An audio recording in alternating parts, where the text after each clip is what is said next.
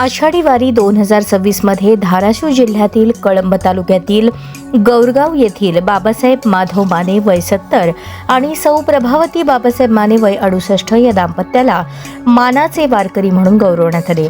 गेली 20 वर्षे अखंड श्रद्धा, निष्ठा आणि विठ्ठल भक्तीने वारी करणाऱ्या या दाम्पत्याच्या भक्ती प्रवासाचा यंदा सन्मान करण्यात आला। शेती हा प्रमुख व्यवसाय असलेल्या माने दाम्पत्याने संसाराची जबाबदारी सांभाळतानाच विठ्ठल नामाची अखंड साधना जपली आहे।